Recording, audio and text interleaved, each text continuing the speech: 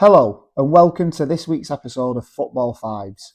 Today you will hear my mate Dave chat all things Wolverhampton Wanderers before submitting his ultimate Wolves five-a-side team. But before the episode, I just wanted to explain a potential sound issue within the recording. Throughout the series I've tried to use different methods to make each episode feel different. I've recorded some on Skype, some at home, and also some in pubs in and around the Bolton area. I wanted to use pubs to really give some of the shows a natural feel and think that the background hustle and bustle, for want of a better word, really adds to the episode. However, during this recording, there was an open mic night taking place at the pub, which was the Crown in Horwich. This had an effect on the first half of the show, as you could hear the musicians, who are extremely talented, might I add, in the background. We moved to a quieter side of the pub for the second half, and you can tell as the sound changes. I'm fairly new to this podcast hosting malarkey, and I'm constantly learning as the series progresses. However, I will ensure that I avoid similar issues for the show in the future. I apologise if the sound detracts from your overall enjoyment of the show, and thank you as always for your support. Take care.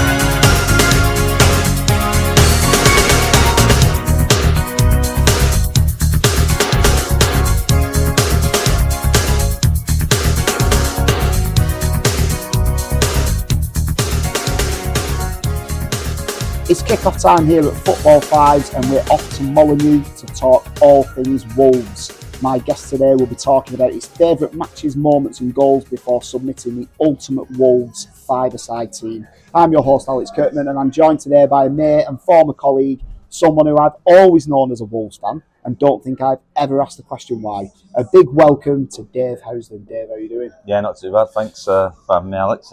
I've been really looking forward to this. So. You're looking forward to it? Yeah, you've got your notes in your phone, you ready for your notes, team? Yeah, I've been doing a bit of typing on the phone. So, I've been doing a bit of research. Well, not research, but just making sure that my team is the best it can be. So, yeah. Right, well, we'll come on to that in the second half of the show. Now, we will say we are in the Crown Pub, Horwich. Yeah. You can probably hear My Girl in the background, a nice little bit of background music. And we've also got Man United on the TV. Yeah, so we won't talk about that though. Yeah. Right, okay. Already 1-0 up as well, so it's annoying. Right, so now you live in Bolton. I do, well, yeah, you live in Bolton. But I've actually no idea where you were born, and I've no idea why you support Wolves. I have probably asked you a long time ago, but I can't remember what you said. So tell the listeners, tell myself, why Wolves? So it's a bit of a weird one, really. So as a kid, I moved around a lot. My dad was in the army. Okay. But he met my mum through the army, and my mum is basically from Wolverhampton, born and raised in Wolverhampton. Nice. And then obviously over the years she's moved away. I think she moved away to do some work actually. But so my mum's side of the family, they're all from Wolverhampton. My mum was born in Wolverhampton Hospital, and I've still got family down there now. It's not so much Wolverhampton, it's Stafford, it's South Stafford. Okay. So I've got my uncle, auntie, my cousins, they all live down there still, and I'm actually going to see them this weekend. So right, nice. That's where it comes from, really. My dad's side of the family actually from Trafford, Manchester, right. So I'm a bit of a mix, really, when it comes to it. So yeah, that's why Wolves. Right. Ever since I was a kid, my uncle put a Wolves shirt on me. I think he sort of took the initiative and decided that I was going to support Wolves, so that's why. Right. So who's your dad support then? He doesn't. Well, actually, funnily enough, he does support Wolves. Right, that's through the sort of like connection. Well, not the connections, but the influence that my mum's side had. Right. So he is now a Wolves fan. Okay. I've asked him about it before. And he says he grew up in a rugby school, so football was never really a big thing for him. Yeah. So, yeah, that's why. Wolves, yeah. Right, nice. So what are your favourite memories then from Wolves? Well, as a Wolves fan, I've not got that many, to be fair. But, no, to be fair, we've been pretty lucky. We've had quite a good bit of success in the last couple of years. And I've been lucky enough to see it. So, definitely for me, favourite memories. And this was actually a dream of mine. One thing I wanted to tick off on the list was go and follow a team that I love abroad. Right, okay. And in 2019, we got into Europe. Right, nice. It was only the Europa League, but don't matter.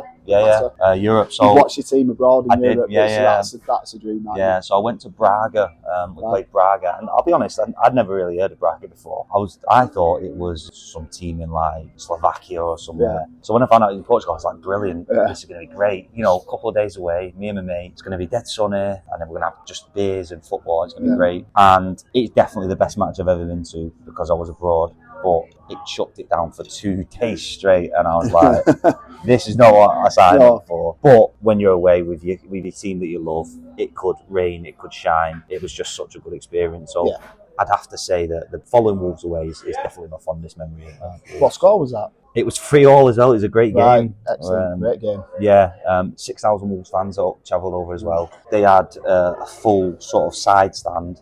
That is usually for home fans, but because that many Wolves fans bought tickets in the home end, they sort of got wind of it early doors and were like, we're just going to have to vacate the home fans. So great game, 3-3. We actually missed 2 of the goals because it was a nightmare trying to get in beforehand. But that was definitely. They all are the European games. Trying to get in. I mean, we could have gone, and it'd been a 0-0 support draw, but to see 6 goals was really fantastic. Brilliant. How long did you go for? We only went for 3 days. But we only got there late on the Thursday, so we got there late on the Wednesday. Had the full day Thursday and flew home on the Friday. So where's the nearest? What was the place called? Is it Braga where you had rubbish with geography? And I didn't know at all as well. But so the nearest place is Porto, which is North Portugal. Right. Okay. However, because I wanted to do it on the cheap. It's mad. This is a mad story. So I said to my mate, I said, let's go. And he's like, yeah, I'm happy to do it. And I was like, wow. Because he's he's not a Wolves fan, he's actually an Arsenal fan.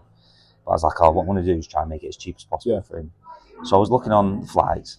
Anyway, the way we did it is I flew from Manchester to Lisbon, which is south Portugal. But we did it via Geneva.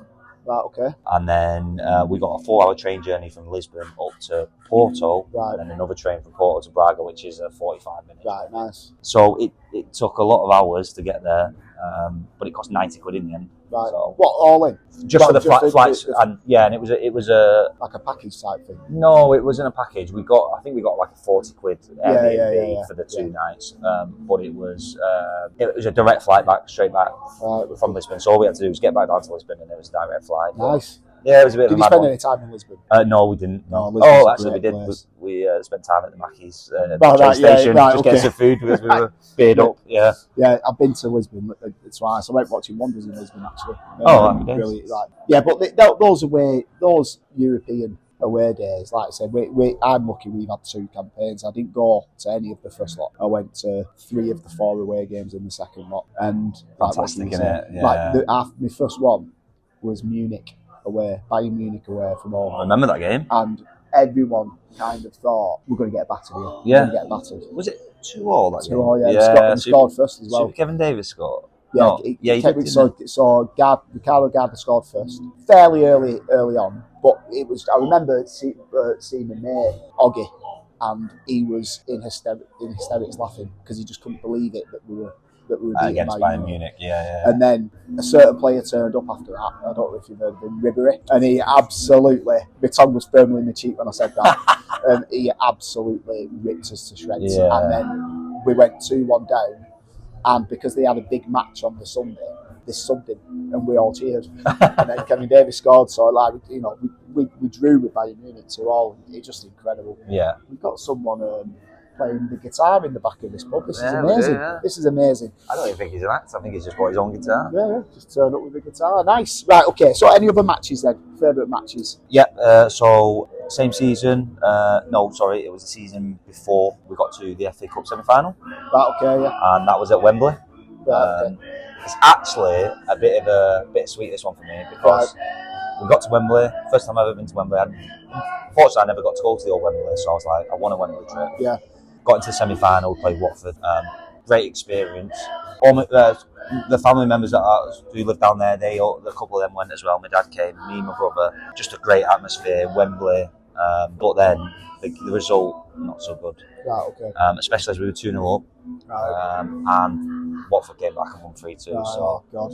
But to soak in the atmosphere, to be at Wembley, seeing sort of 40 odd thousand Wolves fans there. It was just amazing. Oh, it's a special place, Wembley. Yeah. It's just such a special place. Yeah, I'm away, you've been twice in the last couple of years. Yeah, you've been looking to go twice. One of them was all right, the other one not so much. Yeah. But, you know, I've been 3 times in total, and the one last season, the Papa John's, I mean, one of the best days of my life. Yeah.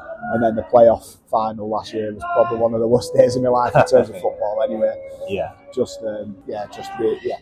But it's still a special place. It's still a special place. Everyone wants to go to Wembley. Yeah. No matter what and it's not just the match, is it? It's the whole day. So yeah. Even travelling down, you're excited. You're seeing people on the motorway. You're looking left and right. There's other supporters of your club there. You know, you're all feeling a bit good. Go down, have a few beers. Oh, it was just amazing. Yeah. Just unfortunately, we didn't seem to get the result we needed. No. Right, what about goals then? Favourite goals? Favourite goals? Well, I've been lucky enough to be present when Ruben Neves has scored some amazing goals. And we all know that he scores fantastic goals. Yeah. So there's going to be one in there. But one that really, really sticks out in my mind for me was probably the first away game that me and my brother went to. And it was against Leeds. Right, okay. Have you ever been to Ellen Road? I have been to Ellen Road, yeah. And you know how intimidating a place that is to go. So I think I was 16, my brother was 17. We go, it's dead intimidating, and we watch Wolves against Leeds. And it's not the greatest of matches whatsoever, but I just remember we had Jay Bothroyd at the time. You remember he played for Cardiff, and he had a stint in the England team as well. Yeah. And he was about 35 yards out. And he just gets this ball, picks it up, takes one touch and just pings it top bins in the 94th minute of this game. And you can imagine the raptures were all going mad. I think I had a Wolves top on, but I took it off. I was swinging it around my head. To get booked? yeah, I would have at that point, yeah. I think they VAR'd it and I got booked in the stand. But yeah, that was just a goal where I just thought, wow, this is what the away days are all about, especially in Leeds, such an intimidating place. Yeah. It's a 94th minute winner, it's a screamer. And, you know, we take the 3 points away from home. And to make things even worse is, you'll know you've been to Leeds, they put you in that little corner. Yeah. And then when you come out of the ground, obviously Leeds fans have come out from both sides. They sort of all wait around that corner for you all to come out. Yeah. And we were obviously all singing songs and they were all throwing, you know, like insults and stuff at us. So I'd probably say that was one of my favourite goals. But for me personally, I didn't watch it live. The Ruben Neves against Derby goal in the Championship. Right, okay. Probably seen it. I probably have done. It's all over social media. Ultimately, corner gets swung in, Derby clear it. It comes to him about 35. I'd probably say 25 to 30 yards out. Takes one touch to the outside of his boot. It flicks up and he just hits it on the volley. But because his first touch isn't that great, he sort of has to come back on himself a bit. And you know from the moment that he's hit this ball that it's going top bins. And ultimately that's what they did. So yeah, I'd say that was definitely them two. Live, I'd say the Leeds one. Yeah. But you know, I'll find them both and stick them on the socials. Yeah. I'm going to do that with all the teams. So yeah, I've wrote them down and we'll find them nice. So worst moments then. You said earlier about not having many memorable moments as a Wolves fan, so you must have plenty of worst ones. So one that instantly comes straight to my mind is when we're in the Premier League it wasn't during COVID, I don't think. Home loss, bit of rivals, West Brom 5-1. Yeah. Like battered in your own backyard. Yeah. I think it was what actually got Mick McCarthy the sack that year. You know, they came there, scored 5 goals.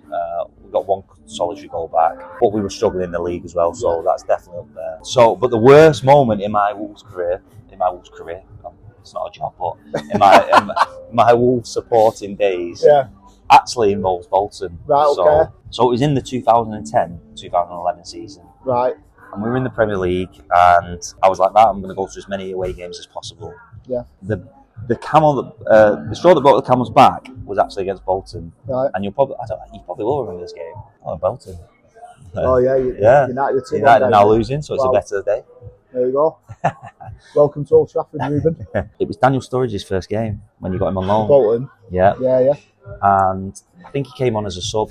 I think he'd done something really terrible, and we were all like cheering. Like, I know he was on loan, but I think we were saying, what a waste of money or something. It's just a tongue-in-cheek thing.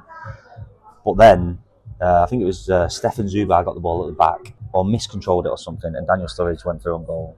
And he put it in there. And I think that was about 92nd minute or something like that. And I was just pieces. Like, you know, you have those moments when, like, you're just empty inside. So, like, you know, you shouldn't be that annoyed, but you're just like, I am annoyed. Yeah.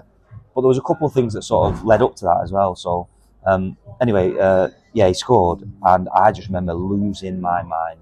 And I think I turned around and sort of swung my fist in fear, swung my fist to the ground in anger. And I think I remember cursing. I swore pretty bad, to be fair. And then I look up, and as I've looked up, there's just a young child stood next to me. And I just felt so bad, and I thought, this is what football does to you. It does. And the reason why it was so bad is because all the North West games I'd been to that season, we went to Wigan, we lost 2-0, and we had a man sent off. We went to Blackburn, we lost 3-0, and Wolves fans were fighting in the stand. Right.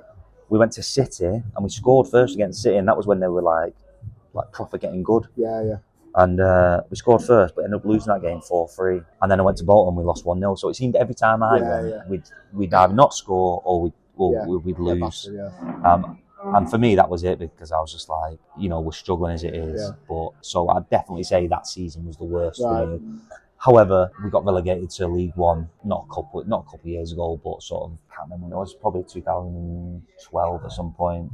So we dropped down to League One. That was a pretty bad time, but it was nice to then see the rise from League One back up to the Premiership. So I'd definitely say that season that I mentioned with Bolton, though, and it had to be against Bolton, didn't it? Of course it did, yeah. So what did you finish in that season then? We finished bottom that season. That was 2000. And then got relegated again. Yeah, that's when we would have gone down again. Yeah, so then we would have.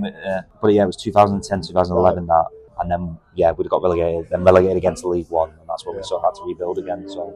Okay. Yeah, that was definitely. Yeah, quite a few worst moments. I'm quite happy that it's against Bolton. But I knew you would. Yeah. Right, so at the minute, Wolves are 17th, out the relegation zone on goal difference alone. Fairly early days, and as this is being recorded, you're fresh off a 4-1 away win against Fulham, which is a massive 3 points for you. By the time this comes out, you may be rock bottom or nowhere near. So how do you think you're going to fare the rest of the season? I think we'll do well, to be honest. I didn't really believe that, we had a tough run of games to begin with at the start of the season, but when I sort of looked back over it, I thought, we have played some tough teams. We've played Liverpool, we've played Arsenal, we played City. We've had a...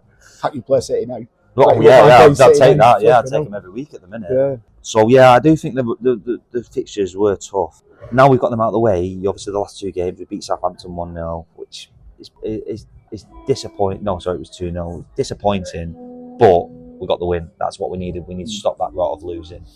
And then obviously the Fulham game was cracking because they are a good side, Fulham. So to win away at 4-1 at Fulham, I think we'll be all right. I think we've got a couple of games now. I think we've got Everton coming up. We've got Ipswich coming up. If we can go out of there, maybe beating 4 of the next 6, I think we'll be all right. I think he's the right man for the job, O'Neill. That was my next question. Current manager, former Bolton Wanderer, Gary O'Neill, happy with him? I am. I've only seen short clips of his coaching style, but I'm dead happy with that. I think he's probably one of the better coaches in the league. Yeah. Whether he's a better manager than some others, possibly not. But then again, that comes with an experience. He's not been a manager for that long. But I definitely think he is the right man for the job. Which it's like every manager in football, they need time. Ways to implement. I'm happy with him, to be honest. He strikes me as someone who there's no excuses. Yeah. And I like that. I like that in a manager. I'd rather it's quite refreshing to see managers that come out without any excuses. Yeah, absolutely. They moan about poor decisions, and I don't mind it when they do that, because I think if you're going to be honest, you have the right to moan about poor decisions. You know what I mean?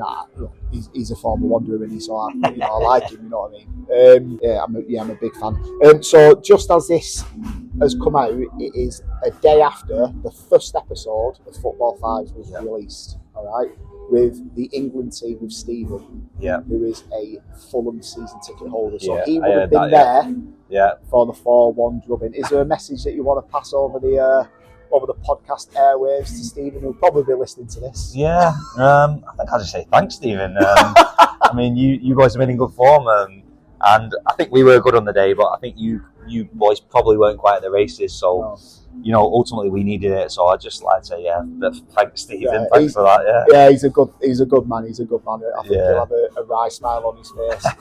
I mean, they're not in a bad position in the minute, so I think they can afford to lose them points. We definitely needed them. I don't think he would have thought that at the time. But no, definitely not. Right, okay, so that's the end of the first half. It's now half time, which gives me the opportunity again to plug the show. Come and follow us on Facebook and Instagram. It's Football Fives. Make a comment on Wolves and on the team that Dave is going to submit in the second half. Also, if you head over to Apple Podcast or Spotify, leave a 5-star review on the show. It'd be greatly appreciated.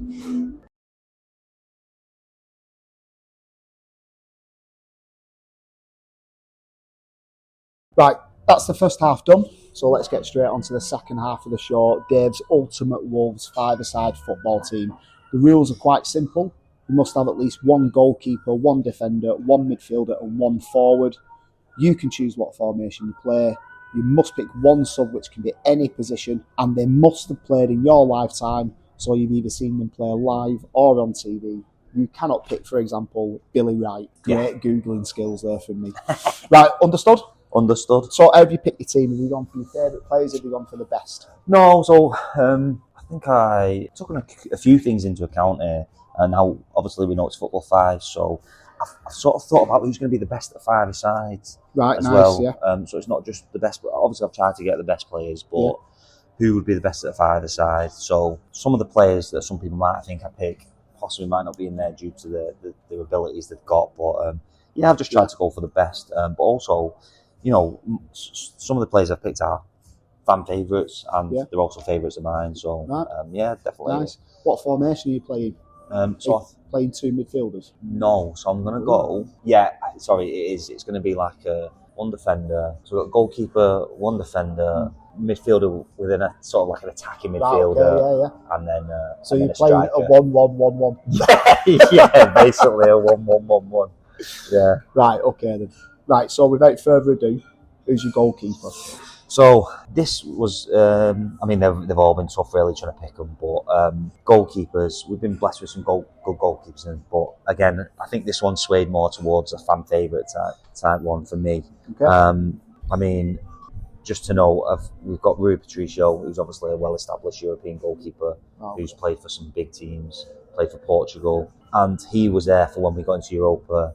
But I've not chosen him. Right, okay. So who I've gone for is Matt Murray, big Matt Murray, who's now a Sky pundit as well. But Matt Murray, my favourite memory of Matt Murray is the playoff final in 2003 when we played Sheffield United. And we were winning anyway, but they get a penalty, possibly get themselves back in it, and he saves the penalty in the playoff final. He was big. He was brave. He'd come out. He'd jump down to see your feet. He was just an all-round good keeper, and he's a really nice guy. Yeah, okay. You met him? No, funnily enough, I haven't met him. However, obviously, you see him on the TV a lot. But do you know all these cameo things that you can do for people? Oh yeah. Yeah. So my mum loves Matt Murray. Right, okay. She calls him her big brave soldier. When she listens to this, she's going to hate me for this. Right, love it. So I contacted him via this cameo and said, will you do my mum a birthday message? Right, okay. I said, the only one thing that I want you to put in there is there's two things actually. I said, tell her to have a Boston Day, because that's Yang slang down there, and say it's from your big brave soldier. And he did this video. I'll show you this video. Right, okay. Because I think I've got it on my phone. You've got to send that to me and we'll put it on I will do. Socials. And I'm sorry, Lucy, but you're having it here.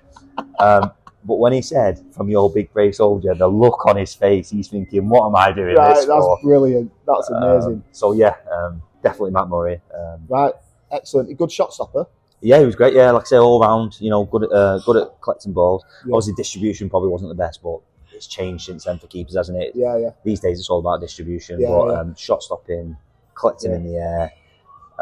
Just an all-round general good goalkeeper, and he stayed there for, he's a bit of a club legend.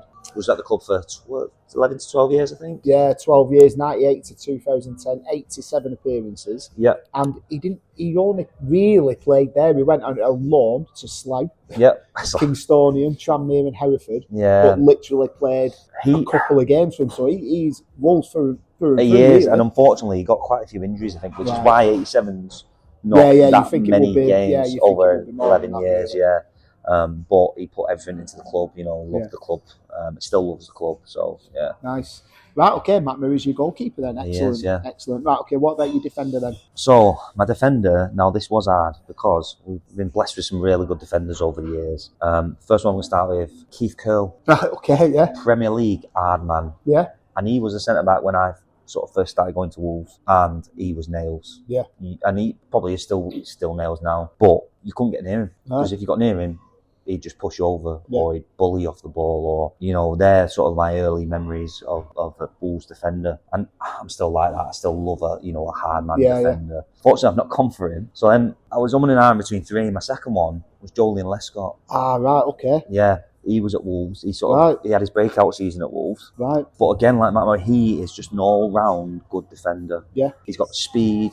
He's got good heading ability. He's got good tackling. Yeah, and he had his breakout season, and Everton signed him from us for about, I think it was only about £5 million when they signed him, but that was big money back then. Yeah, but, 5 million. Yeah, but that's because he was so good.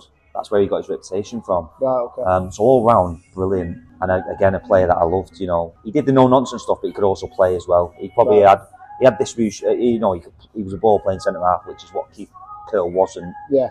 But I've still not gone for him. Right, okay.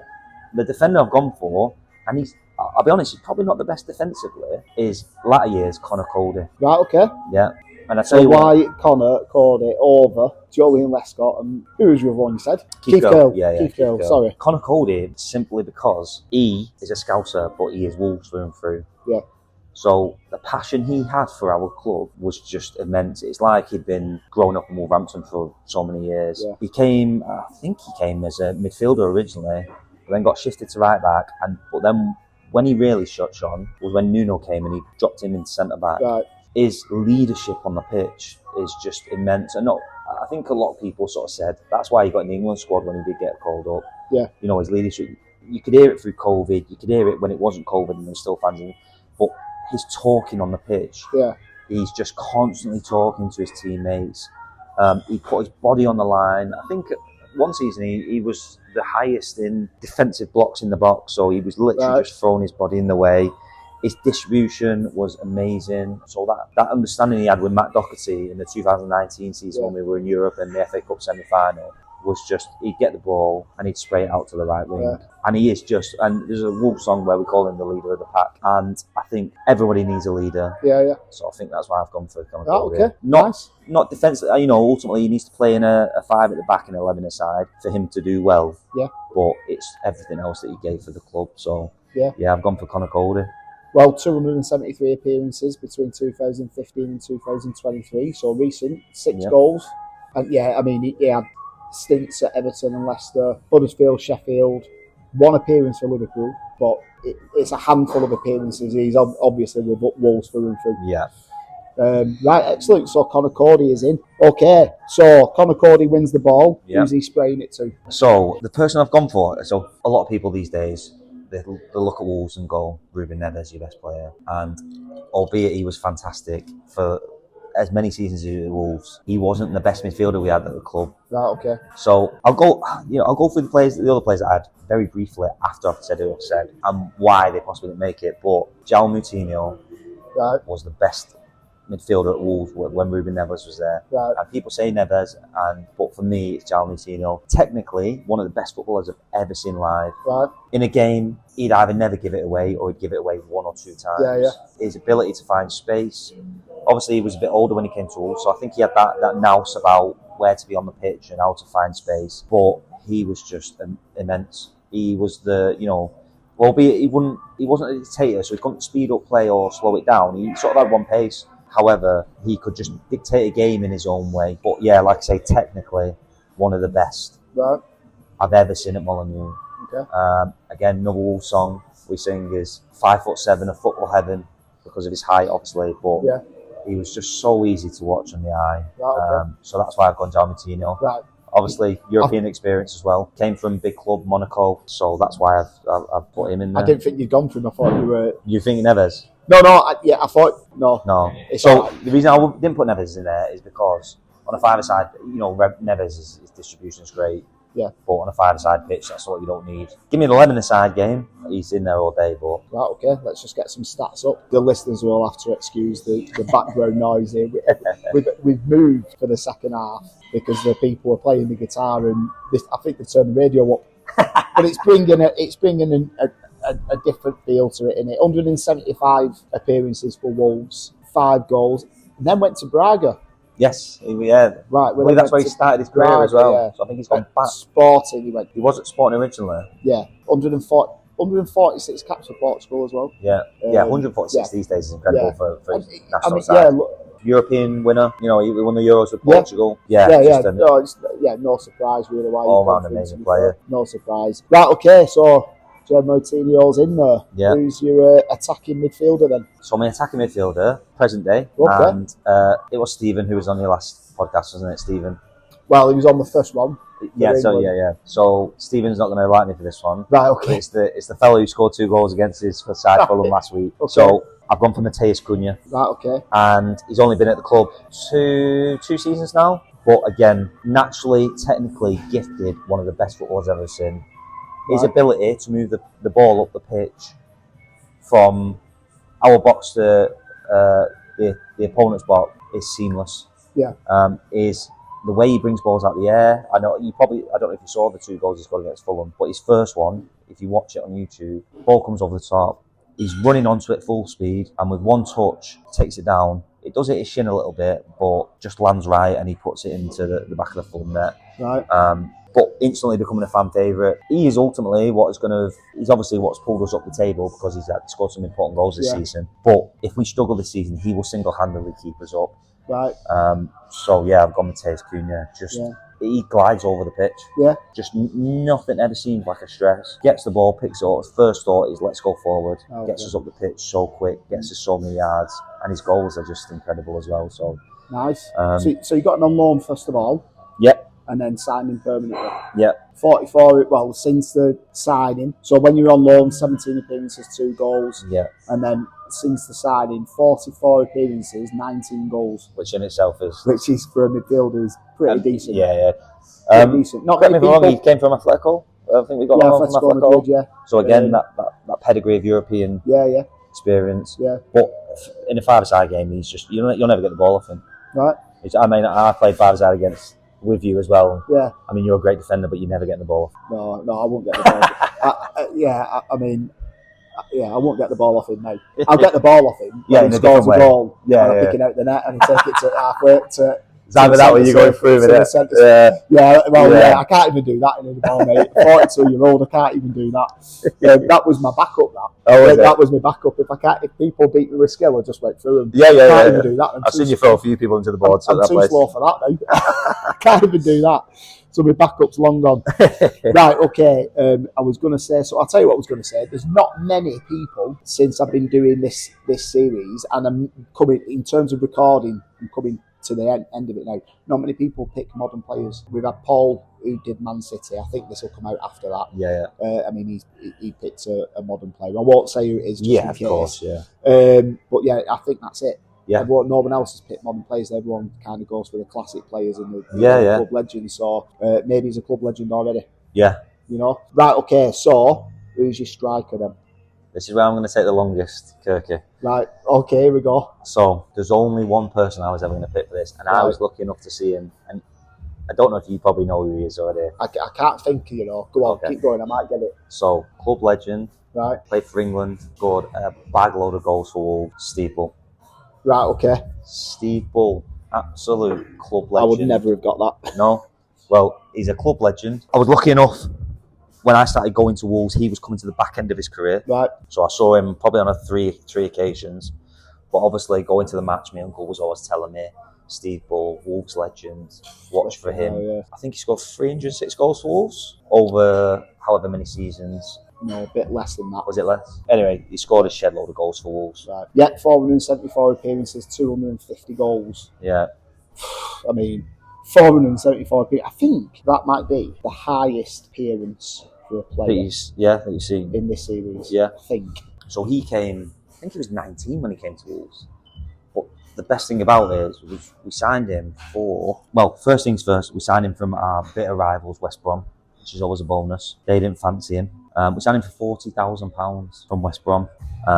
So it makes it even better that West Brom couldn't have him and we had him. Right. Because he scored so many goals against West Brom as well. But shed load of goals for Wolves. Like I say, club legend. When you watch highlights of him, he's got everything. He's quick. His shooting is probably some of the best shooting I've ever seen. Yep. And what I mean by that is when you watch his goals, most of his goals, they don't go. They're always bottom corner or top corner. Right.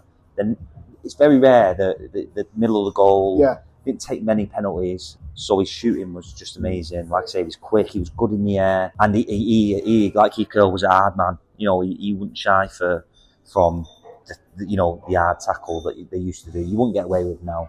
But I think what made me laugh was about when he was talking about his scraps on the pitch.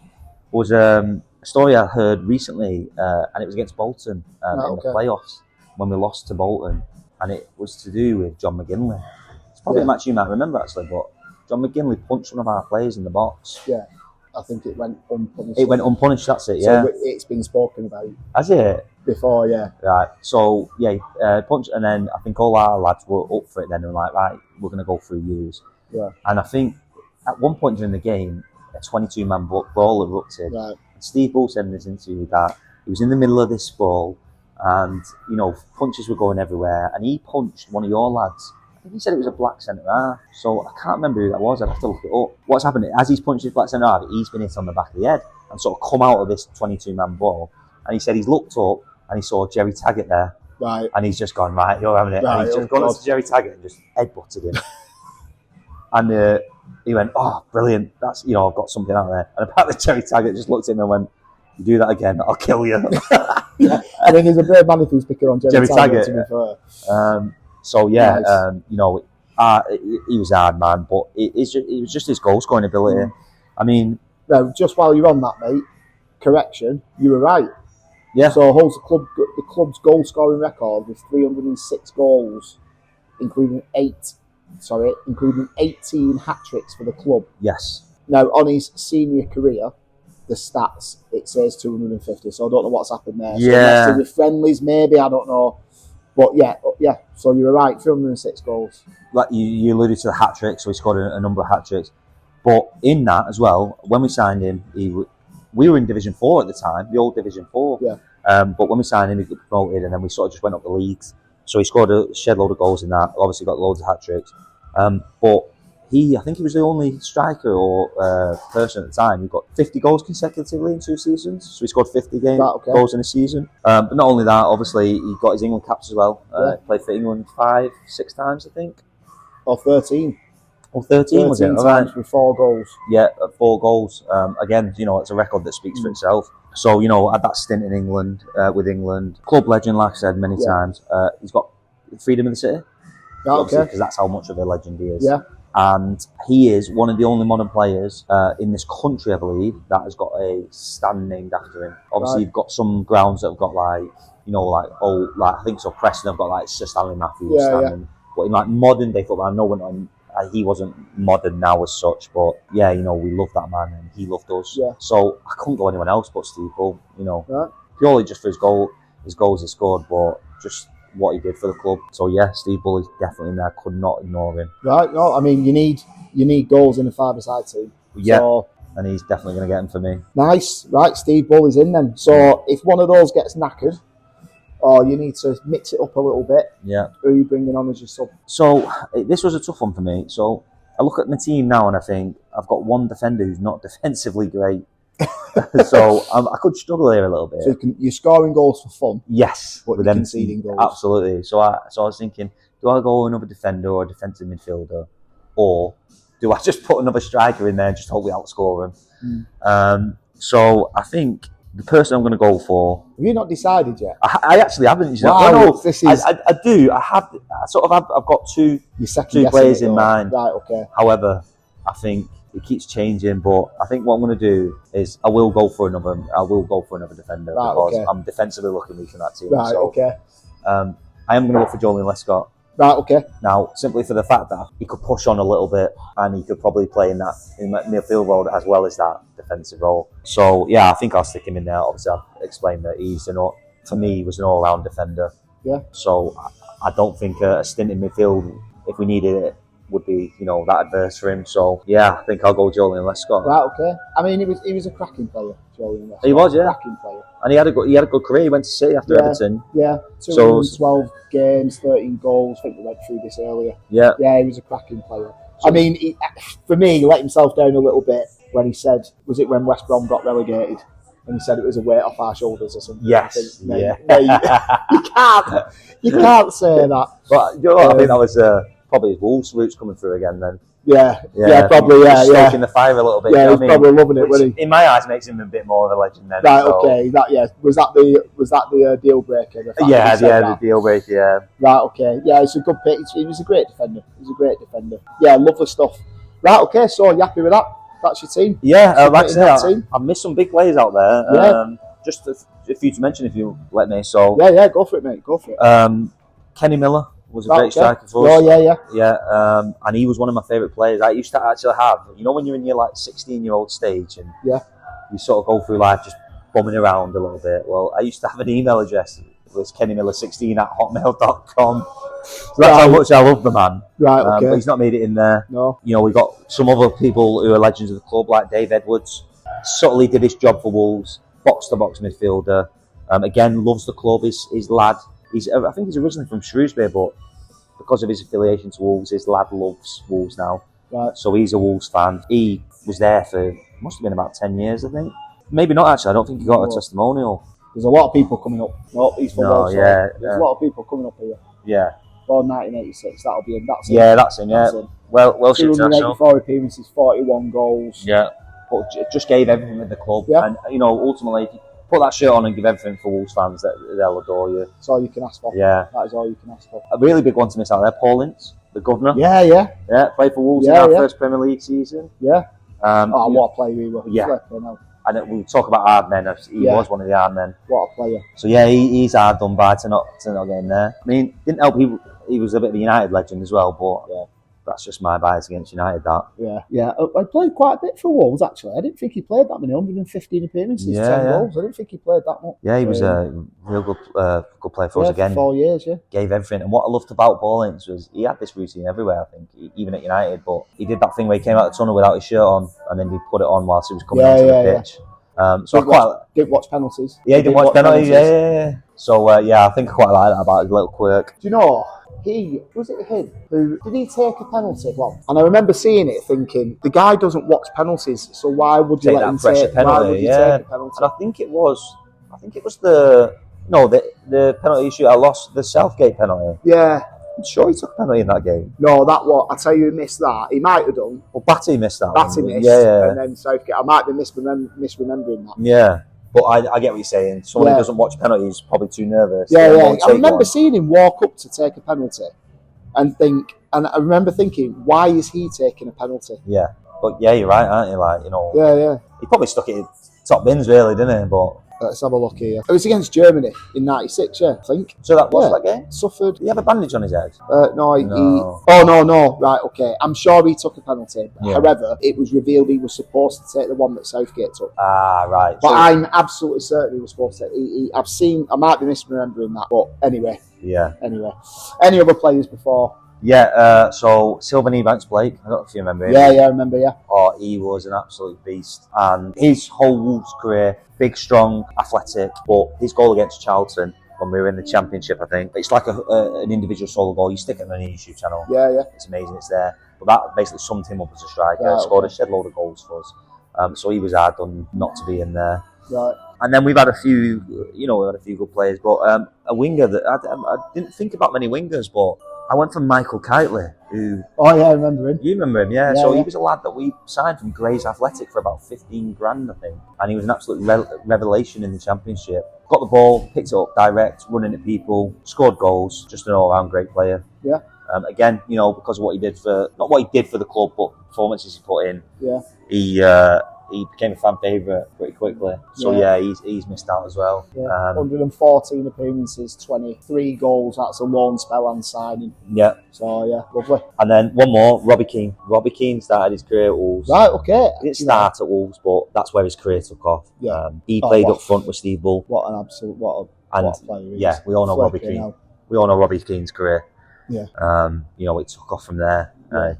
Played for Spurs, played for Liverpool, big sides. Yeah. So he could have been in there as well. But they're sort of my, they're the ones I was thinking about. Yeah, it's quite heavily attacking, really. Yeah, it is. Well, I mean, you're not the first to give an attacking team. Yeah. But Well, no, yeah, I'm happy with that team. Right, lovely stuff. Yeah. So, just to recap then, Dave's ultimate Wolves five-a-side team. In goal, Matt Murray, the big brave soldier.